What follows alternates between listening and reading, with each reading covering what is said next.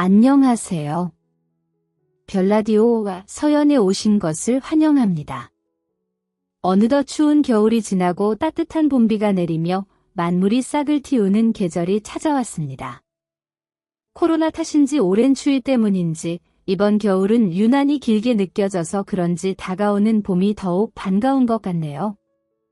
다들 지난 겨울을 어떻게 보내셨나요? 아마 코로나 때문에 여러모로 힘들었을 분들이 많으셨을 겁니다. 혹독한 겨울이 지나고 봄이 온 것처럼 여러분의 마음에도 꽃이 피기를 바랍니다. 가만히 생각해보면 우리 인생도 그런 것 같습니다. 살면서 어떻게 좋은 일만 겪고 살겠어요? 누구에게나 고난과 시련은 있기 마련이죠. 하지만 그 고통이 오래가지 않을 겁니다. 내 인생에도 봄날이 반드시 찾아올 테니까요. 저만 해도 그렇습니다. 여자 팔자 뒤움박 팔자라며 제 인생의 겨울은 너무 길었던 것 같습니다. 언젠가 봄날이 오겠지 하며 기다렸지만 살아가는 게 쉽지는 않았어요. 젊어서 남편과 이혼하며 많은 고생을 했고 기댈 사람 없이 혼자서 소가리를 했습니다. 물론 이 나이쯤 되면 누구나 말 못할 사정 하나씩은 품고 살겠지만 가끔은 참기만 하는 게 능사가 아니라는 생각이 들더군요. 그래서 한 번쯤은 웃지 못할 제 인생 이야기를 해보고 싶었습니다. 젊은 시절을 떠올려 보면 저는 참 순진했던 처녀였습니다. 20살이 되어 막 사회생활을 시작했을 때 남들이 뭐라 해도 고지식하게 받아들이고 사람을 미워할 줄 몰랐어요. 그래서 그런지 남자도 모르고 사람 무서운 줄도 몰랐던 것 같네요. 당시 저는 한 회사에서 격리 일을 하고 있었습니다. 너무 어렸던 탓에 연애나 결혼을 생각하지 않았고 정말 회사와 집만 오가며 살았어요. 부모님 말씀 따라 여자는 정숙해야 한다고 생각하며 친구들이 연애할 때도 저는 남자와 손 한 번 잡아본 적이 없었습니다. 남자를 몰라도 결혼할 때 되면 다 알아서 시집 잘 간다는 부모님 말씀을 너무 잘 들었던 거죠. 그렇게 남자 한 번 알지 못했던 저는 너무 어린 나이에 남편을 만나게 되었습니다. 참 우연한 만남이었어요. 매일 회사 앞에서 퇴근 버스를 타던 제가 버스를 기다리다가 어쩌다 가방이 바뀌어 그 가방을 바꿔주려다 인연이 시작되었거든요. 어디 드라마에서만 보던 그런 일 아닌가요? 연애 경험도 없고 세상 물정을 몰라서 그런지 저는 그렇게 시작된 만남이 제 운명인 줄 알았습니다. 그런데 정말 놀라운 일은 그 이유였어요. 우여곡절 끝에 연애를 시작하고 보니 그 사람이 제가 다니던 회사 사장님의 아들이었던 거예요. 내가 그 회사 직원인 걸 알고 있었으면서도 내가 부담스러워할까 싶어 계속 숨기고 있었던 거죠.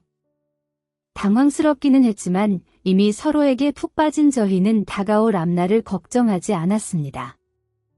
그렇게 저희는 집안에 알리지 않고 몰래 만나며 사랑을 키워왔어요. 그 사람은 제게 참 잘했습니다. 데이트를 할 때마다 그는 늘 제자리에 손수건을 깔아주고 캔을 직접 따주었어요. 추운 날 퇴근길에 따뜻한 꿀차를 들고 저 멀리 서 있는 그 남자를 보면 아마 누구라도 사랑에 빠질 수밖에 없었을 거예요. 처음 만나는 남자가 그렇게 잘해주니 솔직히 말해서 지금 결말을 알면서도 당시에 그를 거절할 수 없었을 것 같아요. 그렇게 왕자님 같은 그 사람을 너무 깊이 사랑하게 되어 만난 지 1년 만에 혼전 임신을 하게 되었습니다. 당시 저는 겨우 22살이었고 그는 저보다 3살이 많았습니다. 저도 그랬지만 그도 아직 가장이 되기에는 너무 어린 나이였어요. 하지만 그 상황에서 어쩔 수 없었어요. 결국 우리는 예비 시댁을 먼저 찾기로 했습니다. 우리 집이야 딸이 임신한 것을 알면 당장 결혼하라 하실 테니 큰 산은 시댁이었죠. 그 사람은 집안의 반대를 누구보다 잘 알고 있었을 겁니다. 그래서 그동안에도 혹시 회사에 들킬까 조심하면서 늘 저를 단속했었고 회사 근처에서는 저와 함께 걷는 법도 없었어요. 그렇게 잔뜩 긴장한 채 예비 시댁으로 인사를 드리러 갔는데 태어나 처음 느껴보는 모욕을 당했습니다. 시부모님은 저를 쳐다보지도 않으셨습니다. 아버님은 저를 보자마자 서재로 들어가 문을 닫아버리셨고 시어머니는 혀를 차셨죠. 그나마 형님이 제게 이것저것 물으셨는데 마치 취조를 당하는 기분이었어요. 너 우리 회사 막내 경리라며? 설마 우리 성태한테 일부러 접근한 거니? 누나, 그런 거 아니라니까. 우리가 만난 건 순전히 우연이었고 먼저 좋다고 쫓아다닌 것도 나였어. 은경이는 아무 잘못 없어. 왜 그래? 아무리 어려서 세상 물정을 모른다지만 현실감이 없어도 너무 없네. 애초에 너희 둘 수준이 맞다고 생각해? 회사 말단 경리가? 부모는 시장에서 장사하고 학벌도 집안도 능력도 뭐 하나 성에 차는 게 없는데 무슨 배짱으로 여태 몰래 만났어? 정말 이런 일 없을 줄 알았니? 누나, 그래도 애가 생겼는데 어떡해? 나 은경이 정말 사랑해. 누나라도 좀 도와줘. 누나가 부모님 좀 설득해주면 안 돼? 성태 너야말로 생각 잘해. 사랑 그런 거 잠깐이야. 너 앞으로 큰일 해야 돼. 이렇게 발목 잡혀서 어떻게 하겠다는 거야? 부모님이나 우리 가족들은 생각 안 해? 정말로 저 애가 우리 집안에 맞는다고 생각해? 예상은 했지만 반응은 생각보다 더 심각했습니다. 저는 별별 소리를 다 들어가며 무시를 견뎌야 했고 옆에서 저를 감싸며 애걸복걸 식구들을 설득하는 성태 씨의 말도 큰 도움이 되지는 못했습니다. 결국 저는 배가 부를 때까지 결혼 허락을 받지 못했고 그제서야 집안의 임신 소식을 알렸습니다. 저희 집도 난리가 나기는 마찬가지였어요. 상대 집안에서 결혼 허락을 안 한다는 말씀을 들으시고는 어머니가 쓰러지기까지 하셨죠. 그동안 곱게 키워놨더니 그런 사고를 친 딸이 얼마나 원망스러우셨을까요? 하지만 저도 이미 엄마였고 내 앞날을 위해 자식을 포기할 수는 없었습니다. 결국 양쪽 집안의 반대에 우리는 몰래 도망가 아이를 낳았습니다. 성태 씨는 그동안 모아두었던 돈을 털어 작은 새 방을 구했고 저는 거기서 홀로 아이를 기르며 성태 씨의 졸업을 기다렸어요. 남은 돈이 떨어지기 전에 남편이 졸업을 해서 바로 취직을 하는 것이 우리의 유일한 희망이었습니다. 다행히 남편은 무사히 학교를 졸업했고 그제야 시댁에서 연락이 왔습니다. 어른들도 많은 고민 끝에 저와 아이를 받아주시겠다고 하셨어요. 하지만 큰 조건이 따랐습니다. 우선 아이가 클 때까지는 집에 들어와서 살아라. 우리는 내가 뭐 하던 애인지, 뭘 얼마나 배웠는지도 모르겠고 우리 집 식구가 되려면 가르칠 게 많겠지. 아이한테도 그 편이 좋을 거야. 그리고 돌아와서는 성태, 너는 유학가라. 원래 학교 졸업하면 유학 가기로 했잖니? 아니, 어머니, 그래도 처자식을 두고 어떻게 유학을 가요? 보내시려면 같이 보내주세요. 미국 생활하는데 돈이 한두 푼 드니? 우리가 뭐 얼마나 대단한 재벌이라고 쟤까지 딸려보내. 그리고 가서 공부해야 할 애가 집에 애랑 여자가 있는데 공부가 제대로 되겠어? 차라리 2, 3년 마음 굳게 먹고 다녀오는 게 낫다. 저 자식 걱정은 할 것도 없어. 우리가 한 집에서 잘 챙기겠다는데 뭐가 걱정이라는 거야? 그렇게 걱정되면 내가 잘해서 하루빨리 돌아올 생각하던가. 아무튼 그렇게 못하겠다고 하면 그냥 다 포기하고 니들끼리 알아서 새방살이 해라. 단호한 시부모님의 제안에 우리는 큰 고민에 빠졌습니다. 솔직히 어떻게라도 받아만 주신다면 감사해야 할 일이었어요. 그리고 남편이 당장 취업을 한다고 해도 앞으로 먹고 살 길이 막막한 것보다는 시댁 지원을 받으면서 더 나은 환경에서 아이를 키우는 게 맞지 않을까 생각했습니다.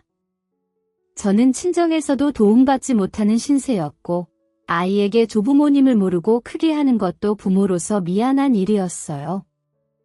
결국 우리는 시댁의 말씀을 따르기로 결정했습니다. 그 뒤로 저는 아이와 함께 시댁에 들어가 지내게 되었고 남편은 미국 유학길에 올랐습니다. 그래도 결국 아이를 받아주셔서 참 다행이라 생각하며 감사하게 여겼습니다. 받아주셨으니 이제 저를 식구로 여기시는 거라고 생각했거든요. 하지만 그것은 저의 큰 착각이었습니다. 남편이 떠나고 시댁에 혼자 남게 된 저는 그 뒤로 말 못할 고통에 시달려야 했습니다. 애초에 저를 탐탁지 않아 하셨던 시댁 식구들은 늘 저를 무시하고 소외시키셨습니다. 그러면서도 저는 며느리 도리를 다 해야 했어요. 그때는 며느리가 당연히 해야 할 일이라고 하셨지만 지금 생각해보면 그분들이 나를 정말 며느리로 생각하기는 했을지 아니면 그냥 가사도우미 정도로 생각하셨는지 모르겠네요. 어린 나이에 애 낳고 살림은 손에 익지도 않았는데 맵게 식사를 차리고 그 큰 집을 쓸고 닦으려니 몸이 남아나지 않는 기분이었습니다. 몸도 힘들었지만 마음도 참 힘들었죠. 안 그래도 저를 구박하고 무시하시는 시댁 어른들이 여자가 살림도 못한다면서 얼마나 야단을 치셨겠어요. 그럴 때 남편이라도 옆에 있었으면 버틸만 했을 텐데 저는 남편과 전화 한 번 나누기도 힘들었습니다. 남편이 일주일에 한 번씩 국제전화를 걸어오곤 했지만 시댁 식구들은 전화비가 비싸다며 제게 수화기 한 번 건네주시지 않으셨어요. 어쩌다 가끔 선심 쓰듯 통화를 시켜주시면 제가 무슨 말을 하는지 혹시나 투정이라도 부리는지 시누이와 시어머니가 저를 노려보며 통화를 지켜보곤 하셨습니다. 그 눈살에 못 이겨 궁금한 말도 못 물어보고 내 속도 한 번 얘기하지 못했어요. 그저 아이가 잘 크고 있다는 말로 서둘러 전화를 끊어야 했죠. 불같은 성정의 시어머니도 참 무서웠지만 저는 차가운 시누이가 더 무서웠습니다. 어머님은 성질 탓에 제게 한바탕 내뱉고 끝내시지만 형님은 두고두고 저를 욕보이며 사람을 정신적으로 참 많이 괴롭히셨어요. 늘 제 처지를 무시하시고 남편과 비교하시면서 안 그래도 외딴 시댁에 얹혀 사는 저를 참 많이 힘들게 했습니다. 덕분에 저는 하루하루 말라갔고 언젠가부터는 이유 모를 위장병도 달고 살았습니다. 그럼에도 제가 견딜 수 있었던 것은 모두 제 가족 때문이었어요. 어린아이를 지켜야 했고 언젠가 돌아올 남편을 믿고 있었습니다. 남편이 돌아오면 이 고생도 끝이 나겠지 그렇게 생각했었죠. 하지만 웬일인지 최대한 빨리 돌아오겠다던 남편은 3년이 지나도록 돌아오지 않았고 기어이 4년을 채웠습니다. 그 사이 제 딸은 훌쩍 커버렸네요. 벌써 말을 시작하고 유치원도 다니기 시작했어요. 그리고 떨어져 있는 아빠를 참 많이 그리워했죠. 물론 남편이 1년에 몇 번씩 집에 오긴 했지만 그마저도 잠깐일 뿐 결국 아이와 저 둘뿐이었습니다. 그렇게 오랜 기다림 끝에 남편이 한국으로 돌아오던 날 저는 청천벽력 같은 이야기를 듣게 되었습니다. 혼자 돌아오는 줄 알았던 남편이 웬 여자를 데리고 온 거였어요. 그동안 저만 모르고 다른 식구들은 모두 그 일을 알고 있었던 건지 다들 아무렇지도 않아 하며 저더러 적당히 알아서 떨어져 나가라는 태도였습니다. 저는 머리가 새하얘지는 기분이었습니다. 남편만 돌아오면 이제 우리 세 식구도 행복해질 수 있을 거라 생각했는데 그동안 그 고생을 시켜놓고 이제 와서 나가라니요. 제가 시댁에서 그 수모를 당하며 혼자 애를 키울 동안 남편이라는 사람은 다른 여자를 만나고 있었습니다. 남편과 비슷한 환경에서 자라 비슷한 경험을 가지고 있다는 그 여자는 남편이 처자식이 있다는 걸 알고도 개의치 않았습니다. 은경 씨, 저 믿고 하영이 맡기세요. 제가 친딸처럼 잘 키울게요. 솔직히 여자 혼자 애 키우는 것도 쉬운 일 아니잖아요. 그리고 아이를 생각하더라도 더 나은 환경을 생각하셔야죠. 애가 가난한 엄마 밑에서 불쌍하게 크는 것보다는 넉넉한 우리가 키우는 게 낫지 않겠어요? 제 앞에서 떳떳하게 내 아이를 잘 키우겠다는 그 여자의 말에 저는 그만 이성을 잃고 말았습니다. 여자의 뺨을 냅다 때려버리고 머리채를 잡아 집어던졌죠. 늘 구박받던 제가 그런 짓을 벌이니 시댁 식구들도 놀라서 입을 떡 벌리더군요. 하지만 분에 못 이겨버린 그 일이 제 발목을 잡을 줄은 몰랐습니다. 돈도 있고 집안도 좋은 그 여자는 저를 가만두지 않겠다고 난리였습니다. 아버지가 경찰청장이라나 그렇다더군요. 남편도 고소당하고 싶지 않으면 합의 이혼해달라고 난리였습니다. 그 상황에서 제 편은 아무도 없었습니다. 결국 저는 아이를 데려가는 조건으로 한 푼도 받지 못하고 이혼을 해주었습니다. 아이를 두고 가면 돈이라도 챙겨주겠다고 했는데 천만금을 준데도 내 자식과 바꿀 수는 없었죠. 물론 저도 고민을 많이 했어요.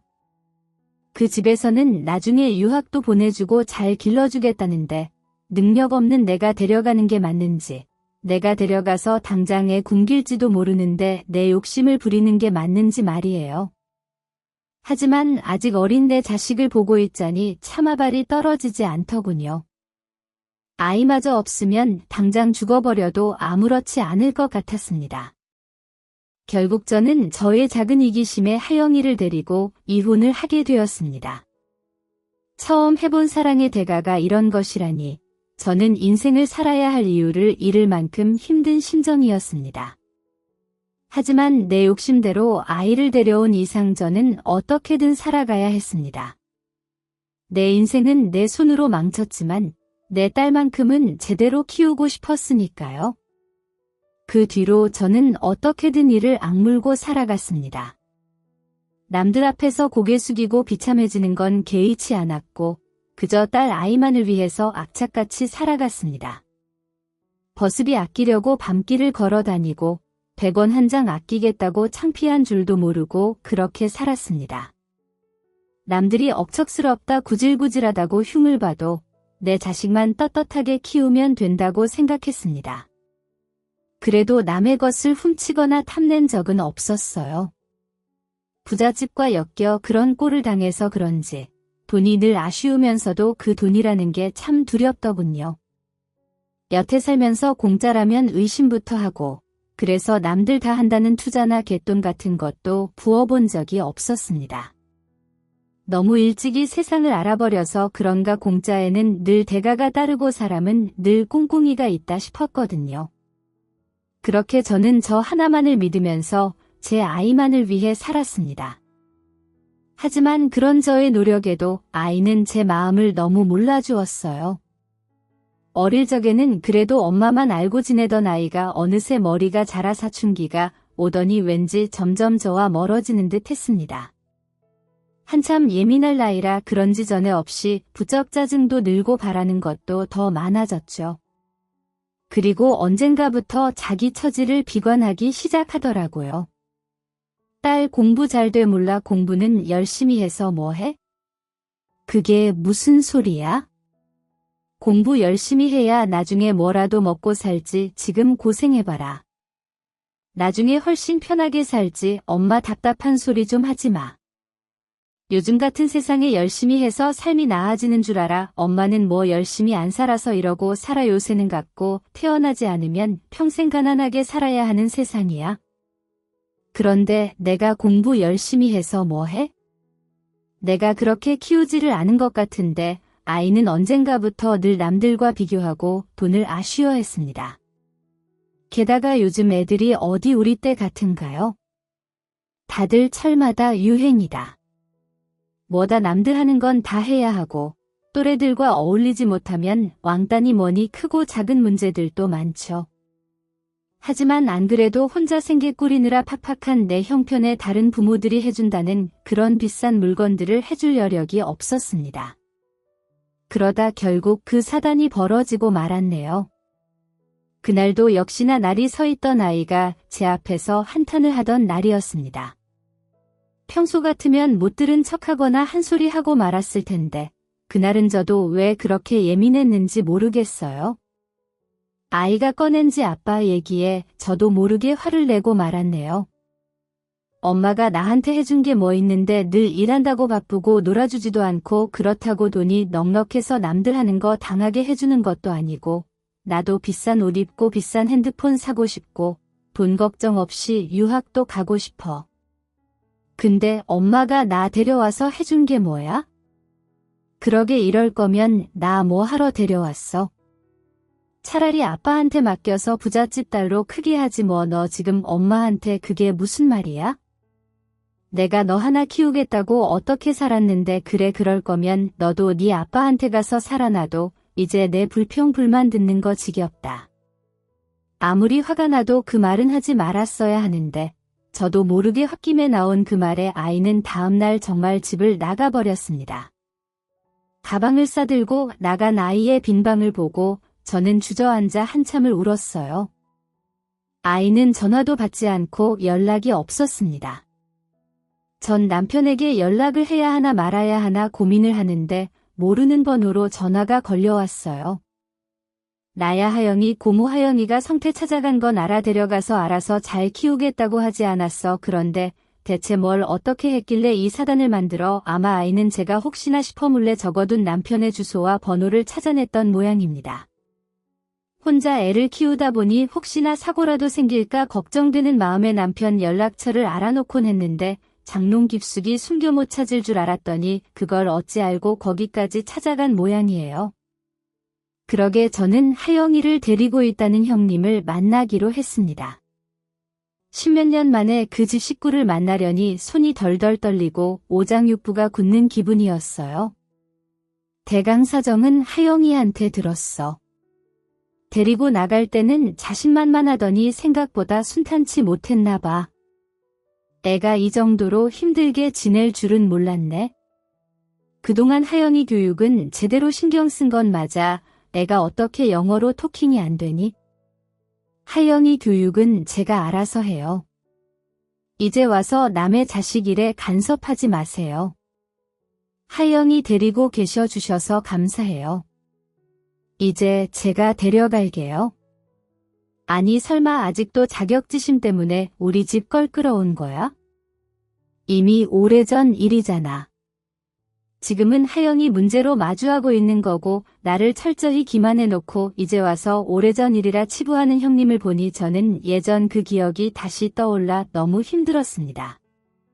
그런데 그런 제 앞에서 형님이 하영이를 입양하겠다 하는 겁니다. 하영이가 지 아빠랑 살겠다고 나온 거라며 솔직히 그동안 키웠으면 이제 보낼 때도 됐지. 더군다나 애가 원하면 더욱 말이야.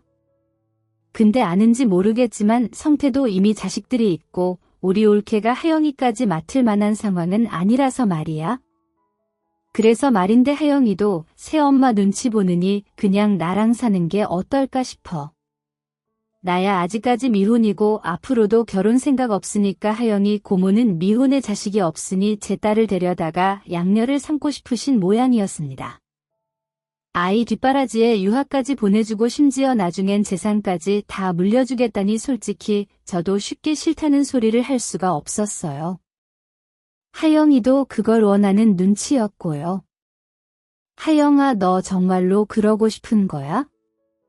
엄마랑 안 살고 고모랑 살고 싶어. 솔직히 그러고 싶어. 나도 유학 가고 싶고 지금보다 더 여유로운 환경에서 좋은 교육 받고 싶어. 나 엄마처럼 그렇게 아등바등 살 자신 없어. 지금이라도 고모랑 살고 싶어. 솔직히 당시에는 배신감이 컸던 것 같아요. 내가 쥐를 위해서 어떻게 살았는데 그 놈이 돈이 뭐라고 고모한테 홀랑 가겠다고 그러는지 참 야속하고 무심하다 싶었고 자식 낳아 길러봐야 소용없다는 소리가 무슨 말인지 알겠더라고요. 하지만 속상한 표를 낼 수도 없었습니다. 아이가 어릴 적에야 아이 의사도 묻지 않고 나조차도 데려왔지만 이제 다 큰 아이가 자기가 그러고 싶다는데 제가 엄마라고 그걸 어떻게 말릴 수 있었겠어요? 결국 저는 딸을 보내주고 말았습니다. 아이가 집에 와서 짐을 챙겨가는데도 저는 딸아이 얼굴을 보지 않았어요. 마지막 인사하겠다는 아이 앞에서 차마 웃으면서 보내줄 자신이 없더라고요. 그래서 괜히 하는 척 가서 잘 먹고 잘 살으라며 철없이 굴었습니다. 엄마가 되어서 딸아이의 행복을 빌어주지는 못할 망정 참 못난 어미네요. 그렇게 아이를 그 집에 보내고 저는 삶의 의욕을 놓아버렸습니다. 더럽고 치사해도 참고 다니던 직장도 때려치우고 집에 틀어박혀 두문불출하며 보냈죠. 그때는 정말 죽을 생각까지도 했던 것 같네요. 앞으로 어떻게 살아야 할지도 모르겠고 왜 살아야 하는지도 모르겠더라고요. 하지만 저는 결국 아이를 위해 살 수밖에 없었습니다. 그래도 아이가 종종 연락해오는 탓에 늘 그 연락만 기다리며 버텼거든요. 그렇게 버티고 살다 보니 또 사라지더라고요. 그러는 사이 아이는 고등학교를 졸업하고 유학을 떠났고 그렇게 몇 년간의 얼굴도 보지 못하고 지냈네요. 그래도 아이가 행복하다니 저도 좋더라고요. 나는 못 보내주는 미국 유학도 가고 거기서 친구들도 많이 사귀고 남부러울 것 없이 지낸다니 그래 내 딸이라도 잘 살아서 다행이다 싶었습니다. 그러는 사이 저도 외로움을 잊으려 더 바쁘게 지냈고 그러고 살다 보니 이게 도끼인지 뭔지 속에 뭔가 끓어오르는 것이 예전에는 모험이다 싶어 하지 못했던 일들도 겁없이 하게 되고 저도 이전과는 다른 삶을 살게 되었습니다. 덕분에 늘 자식 입에 넣어주느라 쪼달리던 저도 작은 가게 하나 꾸리면서 남들에게 아쉬운 소리 안 할 만큼 살게 되었어요. 아이를 데리고 있을 때 진작 이 정도로 여유가 있었으면 얼마나 좋았을까 그런 의미 없는 후회들이 들기도 했지만 또 당시에는 아이 키우면서 그렇게는 못했을 것 같았죠. 어쨌거나 그 뒤로도 세월은 흘렀고 딸 아이는 저와 같이 살던 세월만큼이나 더 자라 있었네요. 20 후반에 한국으로 돌아와 직장 생활을 해내던 아이는 30이 넘어 제게 결혼할 남자를 소개시켰습니다. 고모님과 사업차 알고 지내는 집안의 아들이더라고요. 이미 집안끼리 얘기가 다 끝난 상황이라 저한테는 의무적으로 인사만 시키는 거죠. 어차피 이제 와서 내가 왈가왈부할 상황도 아니니 사위를 보고 재고 따지고 할 것도 없었어요. 사람이야 겉으로 봐서는 모르는 일이고 딸 아이가 좋다니 그저 행복하기만을 바랐죠. 그렇게 아이는 결혼을 하여 영영제 품을 떠나갔습니다. 고모님한테 보낼 때도 이렇게 허하지는 않았는데 시집을 간다니 왠지 앞으로 평생 못 볼 것 같은 그런 이상한 기분이 들더라고요. 우리 딸은 나랑 다르게 행복하게 잘 살 거라고 생각하면서도 왠지 모를 불안이 늘 저를 두렵게 했습니다. 그런데 결혼하고 몇 달이나 지났을까요? 하루는 딸 아이가 저를 찾아와 이런 얘기를 하는 겁니다. 엄마는 만약 내가 이혼을 하면 어떨 것 같아? 아니, 그게 무슨 소리야? 이혼이라니 흥분하지 말고 그냥 물어보는 거야?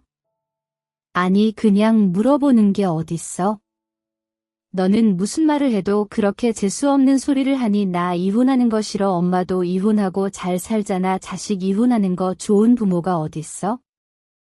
당연히 나처럼 고생하지 말고 행복하게 잘 살았으면 좋겠지. 그리고 내가 뭘 잘 살았어?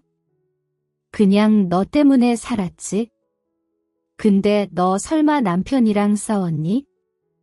무슨 일 있어? 아니 그런 거 아니라니까. 그냥 진짜 궁금해서 물어본 거야.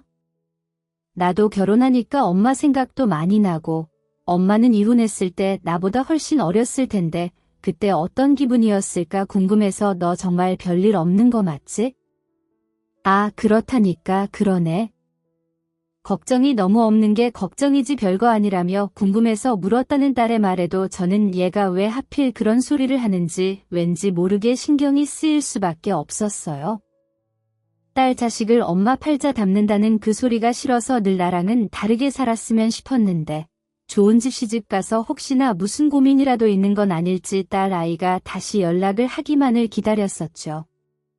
그런데 정말 무슨 일이라도 있는 건지 그 뒤로 딸 아이에게 연락이 없는 거예요. 아무리 바빠도 문자라도 남기던 아이였는데 갑자기 제 문자에 답도 없고 전화도 받지를 않았죠. 그제서야 불안해진 저는 생전 찾아간 적 없던 딸아이의 신혼집을 찾아가게 되었습니다. 그동안 나서기 어려웠던 제 입장 때문에 놀러 오라던 딸의 말에도 한 번 간 적이 없었더라고요. 내가 그 집에 자주 들락거리면 괜히 사돈댁에서 트집이라도 잡으실까 아니면 고모님이 싫어하실까? 딸 아이에게 나는 짐받게 되지 않는다는 생각에 가고 싶어도 가본 적 없던 딸의 집이었습니다. 그래도 명색이 어미인지라 반찬이며 택배며 보내준다고 주소는 알고 있었네요. 머릿속으로만 달달 외운 그 주소로 처음 찾아간 저는 조심스럽게 초인종을 눌렀습니다. 여태 전화도 받지 않는 딸 아이에게 무슨 일이 없기만을 바라며 애써 떨리는 손을 진정시켰죠. 하지만 무슨 일인지 집에는 기척도 없고 초인종 누르는 소리에도 아무 반응이 없었습니다. 혹시 못 들었을까? 얼마나 누르고 있었을까요? 제 소리 때문인지 옆집 사람이 나오시더라고요. 누구세요? 아, 네. 이 집 새댁 아는 사람이에요? 연락이 안 돼서 찾아왔는데 그 집 지금 아무도 없을 텐데 그 집 새댁 죽어서 구급차 오고 난리였는데 다들 장례식에가 있을 거예요. 그게 무슨 말이에요? 이 집 새댁이 죽었다고요? 잘못 들으신 거 아니에요? 그럴 리가 없는데 내가 잘 알아요. 아니, 내가 내 눈으로 실려가는 거 다 봤다니까 그러네. 나도 장례식 갈까 해서 어딘지 물어도 봤는데 새댁 지인이라면서 못 들었어요. 잠깐만요. 그래, 여기 적어놨잖아요. 땡땡 장례식장 못 믿겠으면 직접 가봐요. 그 집 새댁은 우리 딸 아이가 맞는데 우리가 죽었다는 말이 무슨 소리인지 저는 도무지 믿을 수가 없었죠. 우리 딸이 죽었으면 설마 제가 모를 수가 있겠어요. 하지만 그 말을 들은 저는 결국 그 이웃이 알려준 장례식장으로 서둘러 뛰어갈 수밖에 없었습니다. 아닐 거라고 믿으면서도 왠지 불안한 마음을 어쩔 수가 없었어요. 그렇게 뛰어간 장례식장에는 정말로 우리 딸 아이의 이름이 전광판에 적혀 있었습니다. 도무지 떨어지지 않는 발걸음을 재촉하여 갔더니 진짜 식당 안에 우리 아이 얼굴이 걸려 있더라고요. 몇 번 보지도 못한 사이가 상주로 서 있고 그 옆에는 제 딸을 데려간 아이 고모도 있었습니다. 믿을 수 없는 그 광경에 저는 아이의 영정사진 앞에 주저앉을 수밖에 없었습니다. 그제야 저를 본 사위와 고모님은 저를 보며 많이 당황한 눈치였어요. 어떻게 나한테 아무도 연락이 없을 수가 있는지 밀려오는 배신감에 저는 두 사람을 향해 고함을 질렀습니다. 이게 대체 무슨 일이야? 어떻게 내 딸이 죽었는데 나한테 말을 안 할 수가 있어. 내 딸 데려가서 남부럽지 않게 키워준다더니 이게 대체 무슨 상황인가요? 형님, 나한테 설명을 해야 할 두 사람은 정신 못 차리며 괴로워하는 제 앞에서도 저를 달래기는커녕 고함 지르는 저를 난감해하기만 했습니다. 조용히 좀 해. 이게 무슨 행패야? 어머니, 제발 진정 좀 해주세요. 이러면 하영이한테도 좋을 게 없어요. 자네가 나한테 어떻게 이러나 아무리 나를 장모로 생각 안 한다. 하지만 나 그래도 하영이 친모야. 하영이 다 클 때까지 내가 키웠다고. 그런데 어떻게 이런 걸 숨길 수가 있어? 우리 하영이 어떻게 된 거야? 제가 진정을 못하자. 결국 형님이 저를 조용한 곳으로 끌고 가시더니 냉수를 건네주었습니다. 자식 영정 걸어놓고 냉수 먹고 속 차리라는 건지 사람들이 참 너무하다 싶대요. 하영이 멀쩡하니까 진정해. 그게 무슨 말이에요? 하영이가 멀쩡하다니요? 조용히 좀 해. 누가 듣겠어? 놀라는 체기에 묻지도 말라는 건지 고모님은 제 입을 꼭 막으시며 놀라운 얘기를 전했습니다. 다 우리가 꾸민 일이야? 아까 장례식장에 와 있던 사람들 봤지? 그 사람들 다 빚쟁이들이야? 그 사람들 들으면 안 되니까 조용히 해. 사실 우리가 하영이 명의로 사업을 벌인 게 있었어. 근데 그게 문제가 생기는 바람에 결국 일이 이렇게 됐어. 알고 보니 장례식은 모두 조작된 것이었어요. 사업 파트너라는 두 집안에서 무슨 일을 벌인 건지 우리 딸 명의로까지 일을 벌였던 모양입니다. 그런데 그게 무슨 문제가 생겼다고 어마어마한 빚을 지게 되었다는 거예요. 그래서 그 돈을 마련하기 어려웠던 식구들이 제 딸의 죽음을 위장한 겁니다. 명의가 딸 앞으로 되어 있고 다른 보증인이 없으니 딸만 죽으면 그 빚은 모두 해결이 되는 거니까요. 그래서 식구들이 다 짜고 심지어 의사 지인까지 끌어들여 사망 확인서를 조작했다는 겁니다. 아무리 돈 때문이라지만 사람 죽음을 위장한다니요.